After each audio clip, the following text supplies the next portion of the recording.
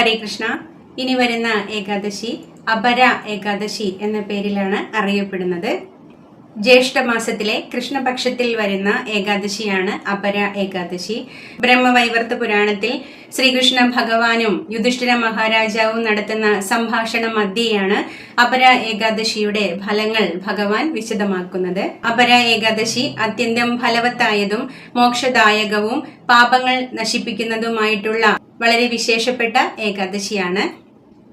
അപര ഏകാദശിയുടെ പേര് സൂചിപ്പിക്കുന്നത് പോലെ ഇതിന്റെ ഫലങ്ങളും അപരിമിതമാണ്. അപര ഏകാദശി വ്രതം അനുഷ്ഠിക്കുന്നതിലൂടെ അറിഞ്ഞോ അറിയാതെയോ ചെയ്തു പോയിട്ടുള്ള പാപങ്ങളുടെ ഫലത്തെ നശിപ്പിക്കുന്നു.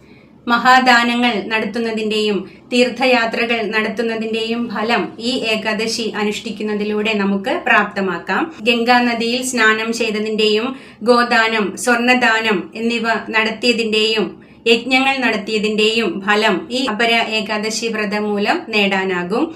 ഈ ഏകാദശി അനുഷ്ഠിക്കുന്നവർക്ക് താഴ്ന്ന ലോകങ്ങളിൽ നിന്ന് ഉപരി ലോകങ്ങളിലേക്ക് പോകുവാൻ സാധിക്കും. ഭഗവാനോടുള്ള ഭക്തി വർദ്ധിക്കുകയും മനസ്സ് ശുദ്ധീകരിക്കപ്പെടുകയും ചെയ്യും. ജീവിതത്തിൽ സമാധാനം, ഐശ്വര്യം, ഭാഗ്യം എന്നിവ കൈവരിക്കാനും ഈ ഏകാദശി വ്രതം മൂലം സാധിക്കും.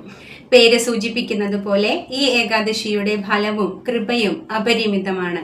ഭക്തിയോടെ ഈ അപര ഏകാദശി വ്രതം അനുഷ്ഠിച്ചാൽ ഈ പറയുന്ന ഫലങ്ങളെല്ലാം നമുക്കും പ്രാപ്തമാക്കാം. എല്ലാവർക്കും അപര ഏകാദശി ആശംസകൾ.